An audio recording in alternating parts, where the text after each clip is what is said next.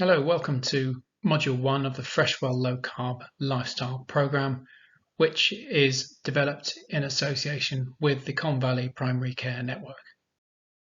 In case you missed the introductory video, the low carb program at Freshwell was developed by two GPs, myself and Dr. Andrews.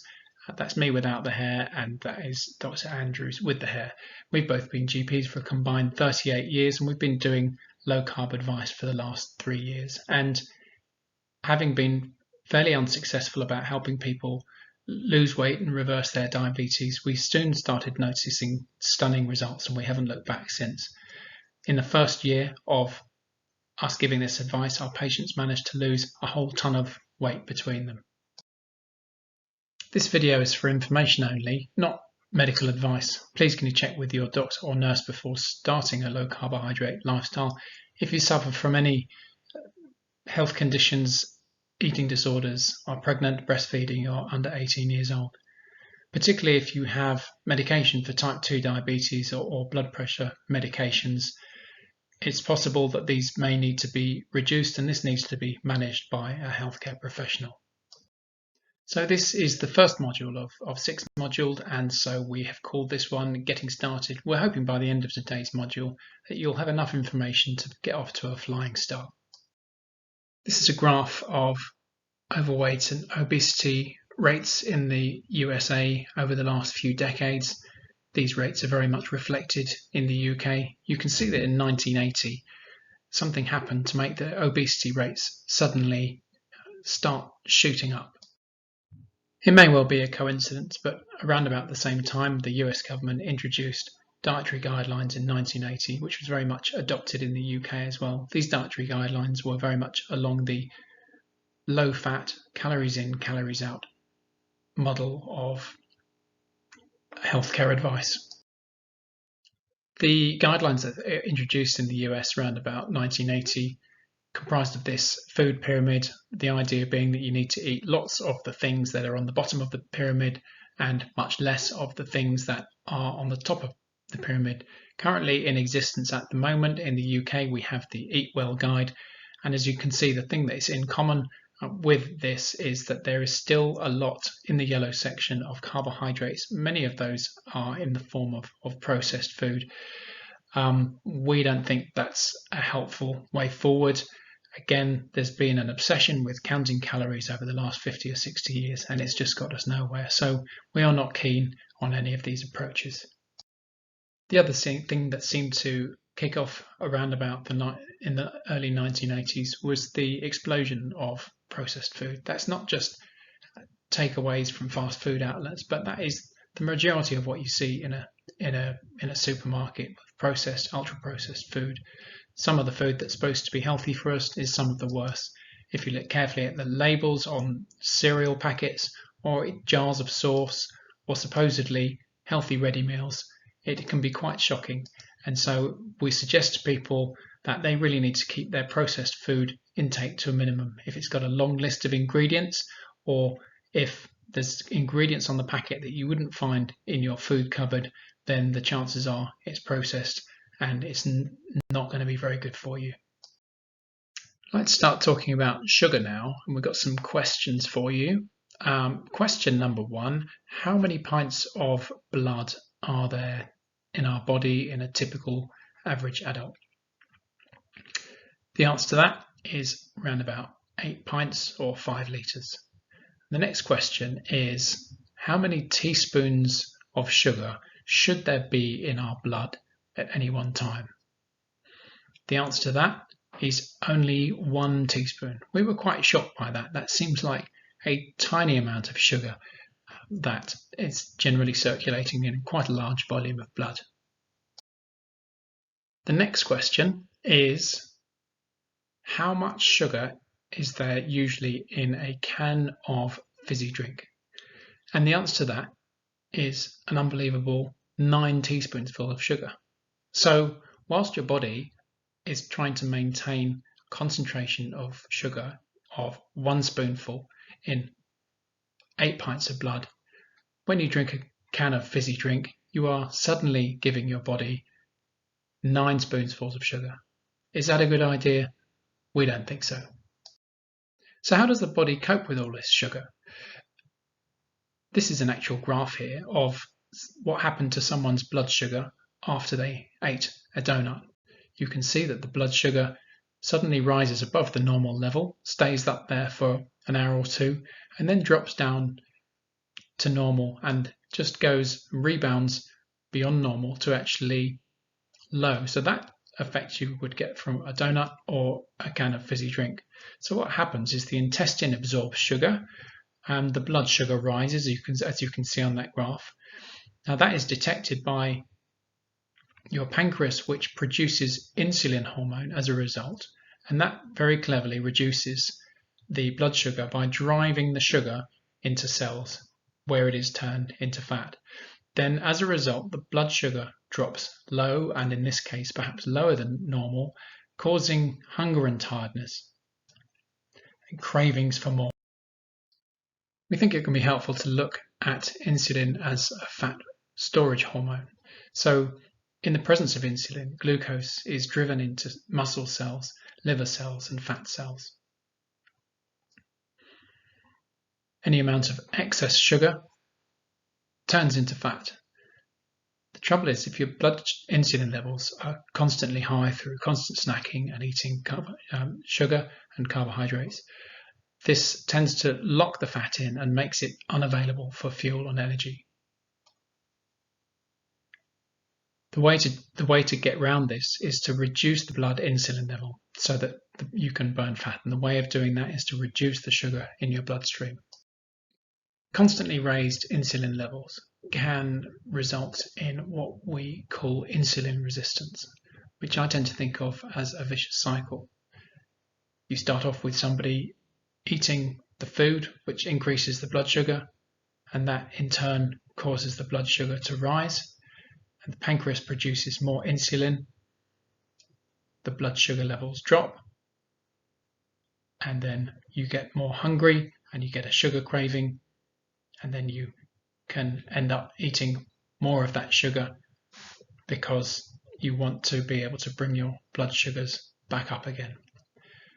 The pancreas producing more insulin means that more sugar is driven into the body's cells, and after a while there's just no more room in the cells to store this sugar.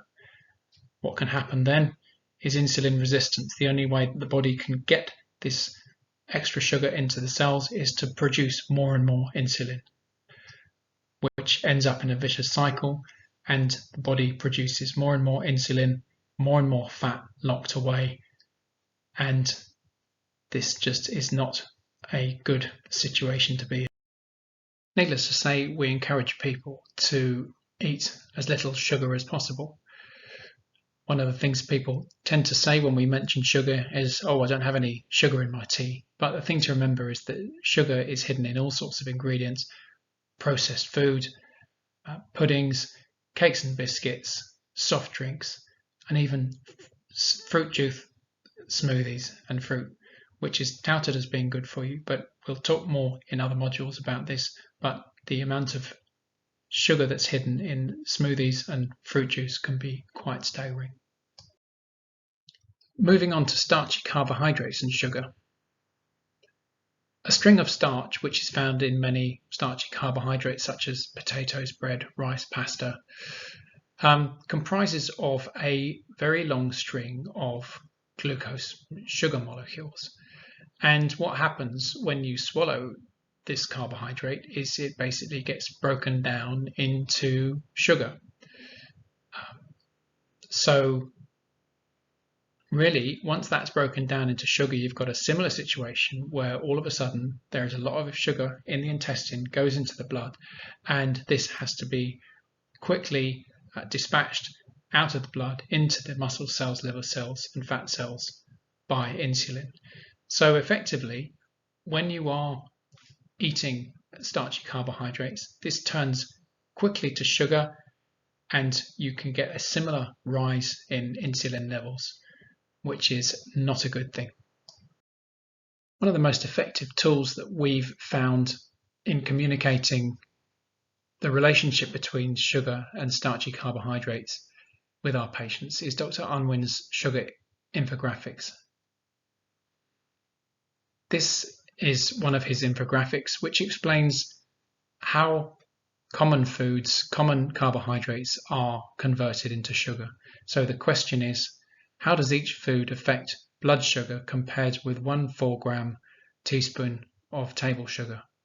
As we can see at the top here, basmati rice, 150-gram portion of cooked rice, that equates to a staggering 10 teaspoonfuls of sugar.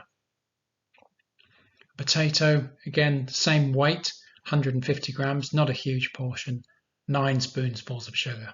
Quite unbelievable. Going through pasta, again, 180 grams, 6.6 spoonfuls of sugar, quite a lot.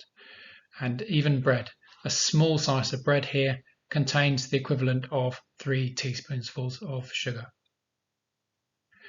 You can download more information about these infographics from the Public Health Collaboration website, which with the address we've listed here.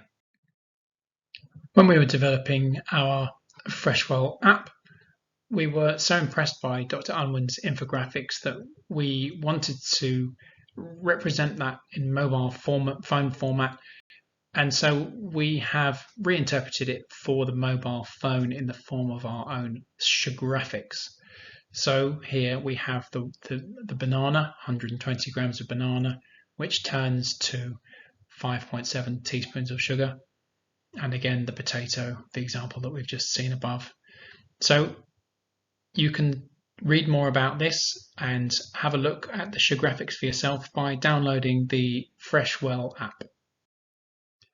To illustrate the point of how starchy carbohydrates can affect the blood sugar like actual sugar does, have a look at this graph. This is an actual graph of somebody who actually ate these foods, and you can see the donut, which you'll see from before, spiked the blood sugar and then things turned to normal. And then they had some wheat biscuit cereals, which spiked the blood sugar quite impressively. A banana and 2 satsumas, supposedly a nice healthy snack. Look at how the blood sugar leapt up to way beyond normal levels. And beans on 2 slices of wholemeal toast, generally regarded by many other diets as a healthy thing to do. Again, it's spiking the blood sugar again, which is not a good thing in our opinion. So really, these spikes, whilst they are slightly different, you're getting a similar effect to table sugar from eating these starchy carbohydrates. Again, the carbohydrates turn to sugar, pushes the insulin up, causing more fat storage, weight gain, and hunger. Tired. And again, the same vicious cycle of insulin resistance. Whether it's starchy carbohydrates or sugar that's causing the blood sugar to shoot up, we need to stop that to break the vicious cycle. If we are to reduce the background levels of insulin in our bloodstream, which is driving sugar into fat and causing fat storage, we need to be reducing our starchy carbohydrates and sugary carbs. So bread, brown bread, white bread, artisan, sourdough bread, any kind of bread that is made from wheat is essentially going to put your blood sugar up. Pasta made of a highly processed flour, again, the same result. Potatoes, all sorts of cereals, and that includes porridge. Porridge is perhaps slightly less processed than a lot of sugar, but it is still quite high in starchy carbohydrates. And rice, whether it's white rice, brown rice is slightly less bad, but we would avoid even whole grain rice and even whole grain bread. So as much as you can't cut these things completely out, but if you can reduce them drastically, then hopefully you'll start to notice some big benefits in your health. So number one message really is eat real food that is low in starchy carbohydrates and high in protein if you can find it. Healthy fat is okay, non-starchy vegetables and some fruit that can be grown in the UK such as berries are okay to eat as well. It is fine as far as we're concerned to eat meat, fish, eggs, cheese, chicken. These things are absolutely fine to eat, and if you eat this kind of food, you will find that you become full and you are no longer hungry, and you do not need to snack all the time. And as we said before, you really want to be minimizing your intake of processed food as much as possible.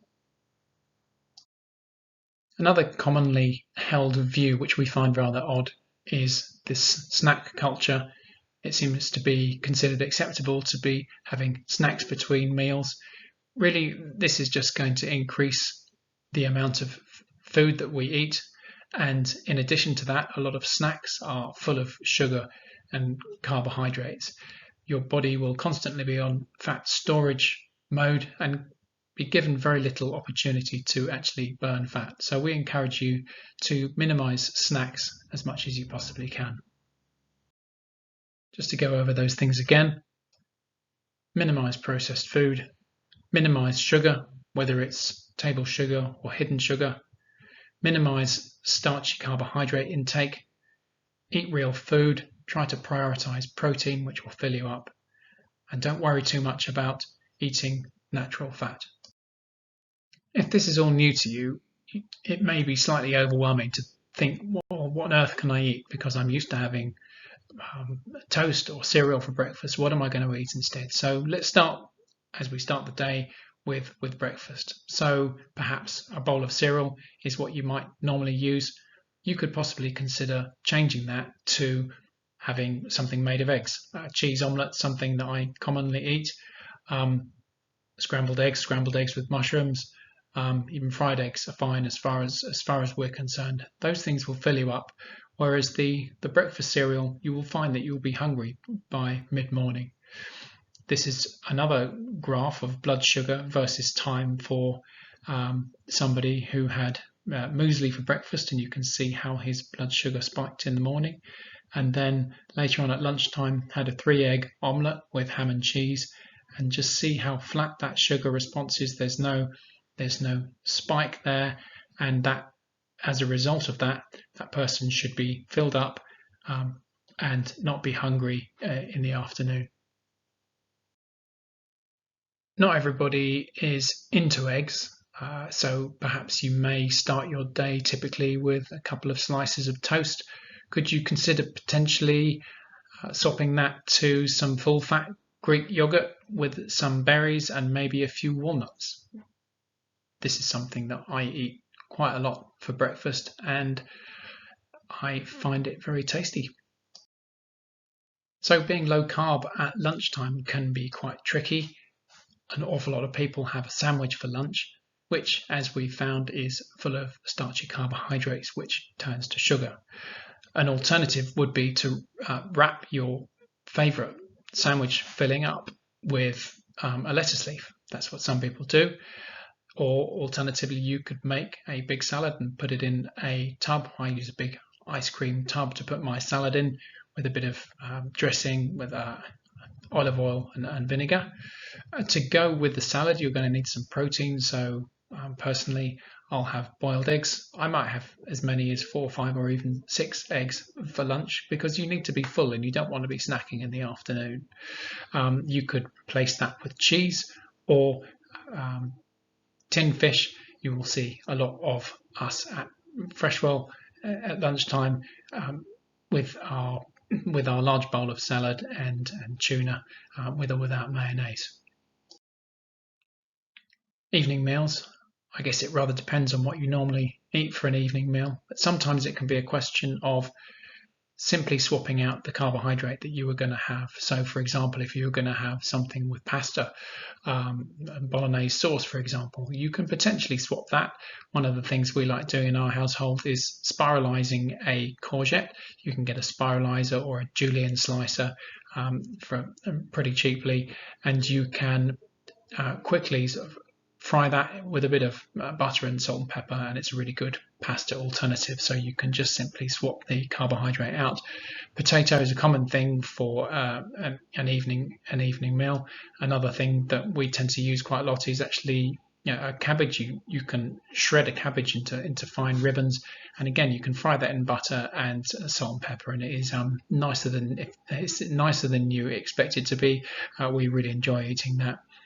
Again, rice, if you're eating that with perhaps a curry or something, you can get from the shops, you can get cauliflower rice, but it is actually really quite easy and a bit more tasty to cook your own. Essentially, you will grate a cauliflower either manually or with a food processor, stick it on a tray, stick it in the oven for 10 minutes, again with a bit of oil and salt and pepper. That's a really good alternative for rice. Before you get started, it's useful to know that sometimes you can suffer common side effects from a low carbohydrate lifestyle in the early days. You may have heard people describing keto flu, which is a description of some of the symptoms you can get in the early days when you suddenly drop your carbohydrate level. It can last for a few days, but in some cases can last for up to 2 to 3 weeks. Commonly, people describe feeling fatigued, tired, headache, irritability, like a brain fog, dizziness, sugar cravings, nausea, feeling sick, and muscle cramps, constipation. There are various ways of countering this. First thing to know is it does tend to last a few days, up to a few weeks maximum, and bearing in mind the potential enormous benefits you're going to have, some people choose to batten down the hatches and just get on with it and wait for the symptoms to settle. One of the things that can be very helpful is drinking a lot of fluid during those first few weeks. It doesn't need to be all the time, but for the first 2 to 3 weeks, try to drink up to 2.5 litres of fluid just for that first time to cover that period. Having enough salt. When you start your low carb diet, you may find that you suddenly lose fluid and salt with it. So ways of getting salt into your diet over those first few weeks, you might consider a meat stock or vegetable stock or Bovril or Marmite, or even having a pinch or two of salt. Some people describe muscle cramps in the first few weeks. Again, that normally settles. Some people find it quite helpful to get a magnesium supplement over the counter to take to counter this particular problem. Bowel habits can change as the bacteria in your gut get used to your new life cycle. So for this problem, again, drinking plenty of water and having a bit of extra salt can potentially resolve that problem, or a common laxative such as milk of magnesia can potentially settle this down. The other common thing is when people are feeling hungry with low carb, I think sometimes they just cut the carbohydrates out and they forget to actually substitute it. You're going to need, if you just drop the carbohydrates, it essentially becomes a low calorie diet, and you really need to substitute it with essentially more protein or a little bit more fat, ideally, and the cravings that you get can essentially be improved in that way. And if none of the above is working and you've jumped straight into perhaps a hard, extreme low carb, and you haven't dropped down slowly, you may want to just have a rethink and just reduce your carbohydrates slowly rather than drastically changing it overnight. And just remember that when it settles, you will feel great. At Freshwell, it's been fantastic to see so many of our patients, quite literally hundreds of them, come back feeling so much better, losing weight and putting their diabetes into remission. I think you'll agree that this lady who's kindly agreed to share her story with us looks amazing after 6 months of low carb, and she also managed to reverse her pre-diabetes, lost nearly 4 stone. Her BMI went down from 34 to 26, her blood pressure was improved, and her cholesterol normalized. What an amazing transformation. We've listed a few extra resources here. If you're keen to get started and want to know a little bit more, we've got a lot of this information now condensed into our Freshwell app, which is now available to download from the App Store or the Android equivalent. Our Freshwell website, lowcarbfreshwell.co.uk. It's got a lot of extra information and signposting to other resources. You'll be able to download the Freshwell meal planners from there as well. There's other GP low carb websites. The New Forest Primary Care Network have got a great low carb website with lots of information there, great ideas on low carb swaps as well. Free resources and recipes from Diet Doctor. This is the biggest and best and most comprehensive low carb website in the world, and there is an amazing amount of information. So if you wanted to look up something a little bit more obscure about low carb, I suggest that the Diet Doctor has probably got the answer for you. Public Health Collaboration website, you can download all of Dr. Unwin's original sugar infographics from there, and there's a load of other information there as well. Recipe websites, some that we rather like are the Ditch the Carbs or Sugar Free Londoner. If you wanted to read some books, we think the Obesity Code by Dr. Jason Fung is a fantastic book to help explain the theory for you and for our course, and we really recommend the Caldisi weight loss and diabetes books. They have some really good tasty recipes in there. Thanks for staying with me for this module. That's assuming you didn't just fast forward to the end. That's the end of our getting started module. The next module is knowing your numbers and learning more about carbs. We'd like to thank members of the low carb community and fellow ambassadors of the Public Health Collaboration for sharing their materials that helped us put these modules together. The Public Health Collaboration have got a great website, and why don't you check them out?